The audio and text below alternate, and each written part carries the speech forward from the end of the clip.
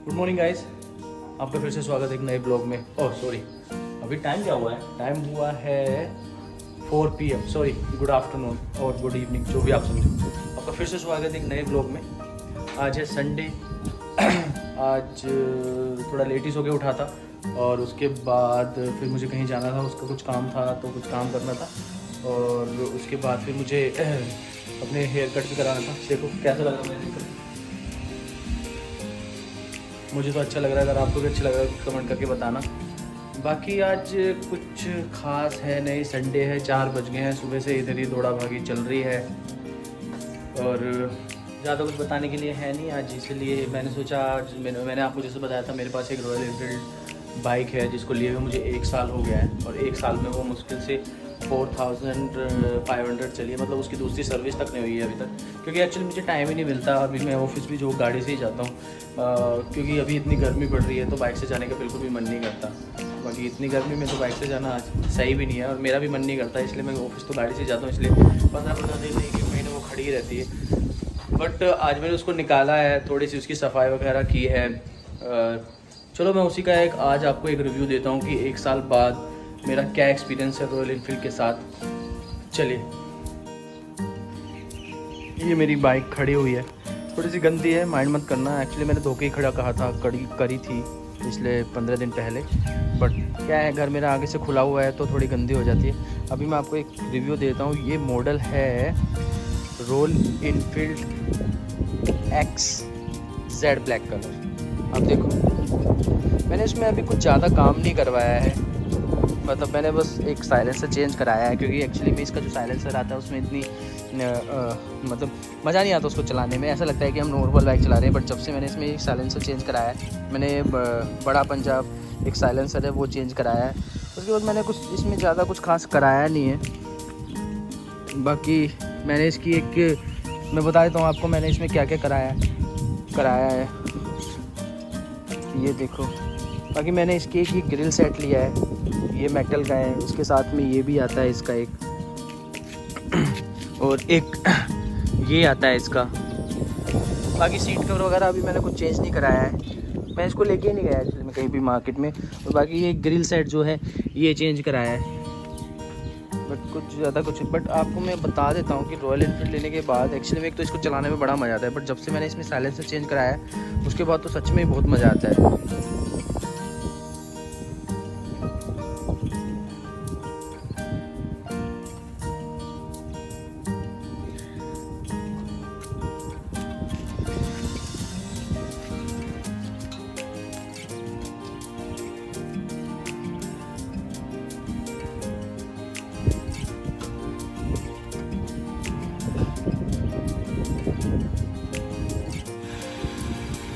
बाकी 1 साल हो गया है, मतलब इसको 27 जुलाई को इसका इंश्योरेंस भी ख़त्म हो रहा है। 1 साल हो गया है। 1 साल में मैंने इसको ज़्यादा तो नहीं चलाया है, मुश्किल से 4000 देखो अब मैंने कितना चलाया है इसको, आई थिंक 4625 किलोमीटर मैंने चलाया। अभी इसकी एक ही सर्विस कराई है मैंने।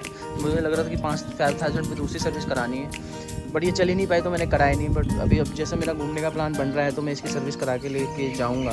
बाकी मुझे इसमें अभी बहुत कुछ काम कराना है। अगर मैं इसको टूरिंग पे लेके जाऊँगा तो मुझे इसमें फॉग लैंप्स भी इंस्टॉल कराने पड़ेंगे, जो शायद यहाँ पे लगेंगे। और इसमें मुझे आई थिंक मैं सोच रहा हूँ इसमें एलॉय भी डलवा दूँ, क्योंकि ये ट्यूब टायर आते हैं इसके साथ। जो भी रॉयल एनफील्ड लेते हैं उनको पता होगा कि इस मॉडल के साथ तो स्पेशली ट्यूब टायर ही आते हैं। तो इसमें क्योंकि अगर कहीं बाई चांस दिक्कत हो जाए तो ट्यूब टायर में पिंचर हम लोग तो नहीं लगा पाएंगे। बट हाँ, अगर ये ट्यूबलेस होते तो पिंचर उसमें कोई भी लगा सकता है, क्योंकि इसकी प्रॉपर किट आती है। बट ट्यूब टायर में पिंचर लगाना के लिए तो हमें पूरा टायर ही खोलना पड़ता है, मतलब बहुत प्रॉब्लम होती है अगर हम इस टाइप के टायर यूज़ करते हैं ट्यूब टायर में पिंचर। क्योंकि एक बार मेरा फंस गया था, एक बार मैं ऑफिस से आ रहा था और बारिश का टाइम था और इसमें पिंचर हो गया। पिंचर होने के बाद एक तो इसको खींचना इतना मुश्किल है, क्योंकि ये 200 किलो के आसपास इसका वेट है, 197 kg आई थिंक इसका वेट है। उसको खींचना बड़ा मुश्किल है।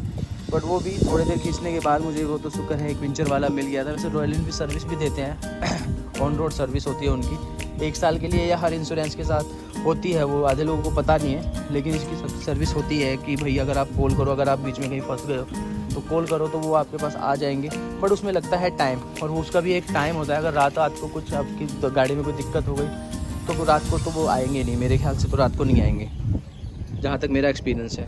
बट मेरा जो भी एक्सपीरियंस था उस दिन जब पंचर हुआ तो सच में मैं बहुत परेशान हो गया। मुझे उस दिन ही लगा कि नेक्स्ट डे ही मैं इसके लिए अपने ये जो एलॉय व्हील है वो चेंज करा दूं, बट उसमें भी मोटा खर्चा है एक्चुअली में, वो 10, 12, 15 हज़ार तक का जाता है अगर आप अच्छी क्वालिटी का लेते हैं। बाकी इसमें और मुझे कुछ और, जैसे मुझे अगर टूरिंग पे जाना है तो मुझे इसमें एक सैडल बैग के लिए भी एक स्टैंड लेना पड़ेगा। बाकी इसकी लाइट भी इतनी अच्छी नहीं है, सच में मैं बता रहा हूँ, इसकी जो लाइट है रात में इतनी अच्छी नहीं है। अगर इसके लिए बेटर है कि एक या तो आप इतनी अच्छी एलईडी लाइट्स आती हैं या वो चेंज करा सकते हैं, या इसके अंदर एक एलईडी बल्ब लगा सकते हैं, मे बी उसकी जो लाइट होगी वो काफ़ी अच्छी होगी। बाकी बहुत कुछ काम है जो इसमें कराने, जैसे सीट कवर लेना है, लेमिनेशन लेना है। अभी इस पर इतने स्क्रैचेस आ गए हैं, हल्के मल्के आए हैं, मतलब अभी दूर से नहीं दिखते लेकिन पास से देखोगे तो दिखते हैं, तो बेटर इसमें लेमिनेशन भी करानी है। बट अभी तो नहीं, क्योंकि अभी टाइम ही नहीं है कहीं बाहर जाने का। लॉकडाउन, संडे की छुट्टी होती है और संडे को ही लॉकडाउन होता है, तो सारी मार्केटें बंदी होती हैं, तो इसलिए कुछ करा नहीं पाया। बाकी मेरा जो रिव्यू है इसके लिए, 1 साल से मैं इसको चला रहा हूँ, मुझे कोई प्रॉब्लम नहीं है। एवरेज में मेरा आई थिंक 40+ ही निकालती है, बट मैं एवरेज के लिए भी इसका एक किस दिन व्लॉग बनाऊँगा कि क्या एवरेज निकाल रही है। बट मुझे एक्चुअली में एवरेज, बट इसमें एक मुझे सबसे बड़ी कमी ये लगी, इसमें ना हमें 3.5 से 4 लीटर तेल जो ऑयल है वो इसमें रखना ही पड़ेगा। मतलब जैसे इसका लेवल 4 लीटर से कम जाता है, इसकी जो रिजर्व की लाइट है वो ब्लिंक करने लगती है, और वो बहुत ही गंदा लगता है। आपको भी लगा कि आपने अभी 500 या 600 रुपये का तेल डलाया, और तेल डलाने के 20, 30, 40 किलोमीटर चलाने के बाद ही आपकी जो लाइट है ब्लिंक करने लगी, तो आपको लगेगा यार इसका तो तेल बहुत ज़्यादा ख़त्म हो गया है, लेकिन एक्चुअली में वो तेल इसका उसमें टंकी में ही होता है, तो ऐसी घबराने की बात नहीं है। लेकिन फिर भी एक माइंडसेट होता है कि भाई इसमें जो लाइट है ये ब्लिंक कर रही है, तो वो अच्छा नहीं लगता। मुझे तो नहीं लगता, लेकिन आपको लगता हो तो बताना। और ये भी है कि जैसे इसकी लाइट ब्लिंक करे प्रॉपर, तो आपको वो ऑयल डलवा ही लेना चाहिए। एक्चुअली में इसमें जो है, इसमें एक मोटर है, जो मोटर के थ्रू ही तेल जो है इंजन में पंप करता है। अगर वो जो मोटर है, मोटर के लेवल से अगर तेल नीचे होगा तो शायद इसकी मोटर फूकने का या कुछ होने का भी चांसेस, जैसे शोरूम वाले बताते। क्योंकि मुझे एक बार ऐसी प्रॉब्लम आई थी इसमें कि ये बार बार बंद हो रही थी, लेकिन जब उन्होंने बताया कि इसमें तेल कम है तो आप जैसे ही इसके रिजर्व ले आप पेट्रोल भरा लो तो कोई प्रॉब्लम नहीं होगी। बाकी चलाने में अच्छी है, मज़ा आता है चलाने में, लगता है कि गाड़ी कुछ चल रही है। बाकी और कुछ रिव्यू होगा तो मैं आपको बताऊंगा। अभी तो 1 साल हुआ है इसको, अभी मैं यूज़ करूँगा, इसे लॉन्ग टूर पे लेके जाऊँगा। लॉन्ग टूर पे लेके जाऊँगा तो पता चलेगा कि कैसी है इसकी परफॉर्मेंस। बट वैसे एवरेज वगैरह तो सही निकाल लेती है, ऐसी कोई प्रॉब्लम नहीं है। बाकी और कुछ मुझे सजेस्ट करना कि मैं इसमें क्या क्या काम करा सकता हूँ। और मैं अब इसमें एक मोटर ब्लॉगिंग शुरू करने वाला हूँ। इसलिए मैंने एक कैमरा मंगाया है जो मे बी नेक्स्ट वीक आ जाएगा, ट्यूसडे वेडनेसडे तक आ जाएगा। और बाकी अब एक्चुअली मुझे कैंपेनिंग का सामान भी इकट्ठा करना है। धीरे धीरे मैं कैंपेनिंग भी स्टार्ट करूँगा अपने इस चैनल पे, मतलब मोटो ब्लॉगिंग के साथ साथ, और बाकी अच्छा कंटेंट आप लोगों को देने की कोशिश करूँगा। बाकी अभी तो मेरे पास था नहीं कुछ, तो इसलिए मैंने इस बाइक का रिव्यू कर दिया है। किस दिन मैं अपनी गाड़ी का भी रिव्यू करूँगा। तो अगर आप लोगों को ये ब्लॉग पसंद आए और आपको मेरी बताई हुई इन्फॉर्मेशन थोड़ी सी भी अच्छी लगे, अगर आपको ये ब्लॉग थोड़ा सा भी पसंद आए तो प्लीज़ लाइक एंड सब्सक्राइब, जिससे मुझे एक कॉन्फिडेंस आएगा कि मैं और भी नई नई चीज़ें आपके लिए कर सकूँ और आप लोगों को एंजॉय कर सकूँ। एक्चुअली मैं भी बहुत लोगों के ब्लॉग्स देखता हूँ, तो उन्हीं चीज़ों से मैं कुछ सीख रहा हूँ, और सीखते सीखते मैं अपनी क्वालिटी को भी बेहतर करने की कोशिश कर रहा हूँ। अभी एक्चुअली में आवाज़ इतनी अच्छी नहीं आ रही होगी ब्लॉग में, या क्वालिटी इतनी अच्छी नहीं होगी, बट अभी मेरी स्टार्टिंग है। अगर आप लोगों को पसंद आए तो प्लीज़ लाइक कर देना और सब्सक्राइब कर देना मेरे चैनल को। चलो, होप इस ब्लॉग में बस इतना ही। होप आप लोगों को पसंद आए। Thanks for watching, see you in the next blog, bye bye.